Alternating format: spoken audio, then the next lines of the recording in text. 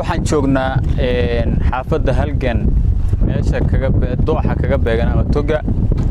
halka oo bulshada xaafadda halgan degan ee noo soo wacday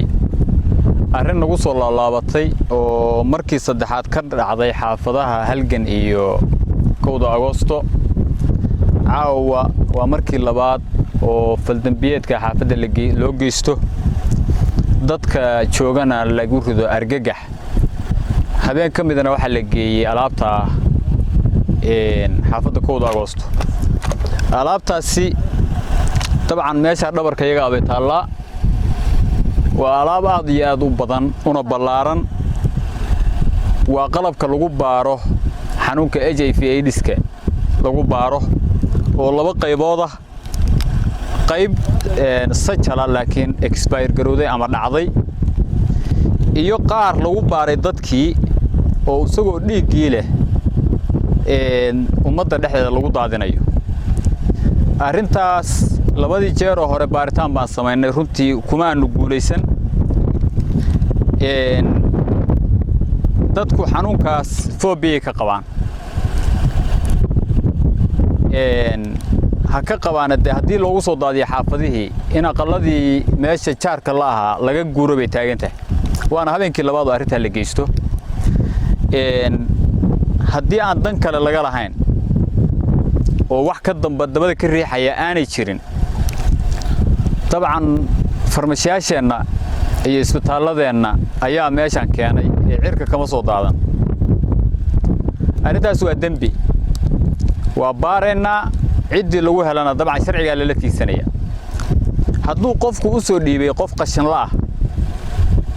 waxaan leenahay dhammaan meheradaha caafimaadka ku shaqale ama farmashi ha noqdo ama MCH ha noqdo ama health post ha noqdo ama xarun kale oo alaabtaan laga isticmaalo ha noqotee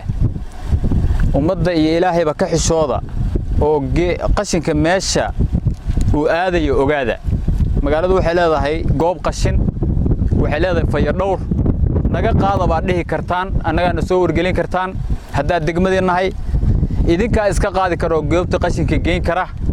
waa gubi kartaan anigu ma garanayo wax ku kalifi kara ummadii in argagax lagu rido oo la wareeriyo oo alaab dhiig la soo dhex dhigo oo maxaan raahday irbadihii ay yihiin kuwa maaragtay halka ka muuqdo oo aan dhulka ka ururinay oo habeenkii saddexaad ay tahay waxay noqonaysaa marka alaabtan sumadeeda waa haynaa wixii risiida aanu ka helana baaritaan baanu maaragtay ku sameeynaa cidii aanu ku helana de waxay u diyaar garoobaysaa sharciga laakiin waxaan rabnaa haddaan alaabta dan kale laga lahayn inay dadka caafimaadka ka shaqeeya khaasatan xanuunada alaabta ku tacalluqda inay ogaadaan meesha alaabtooda dhacday ay geenayaan iyo alaabta ay isticmaaleen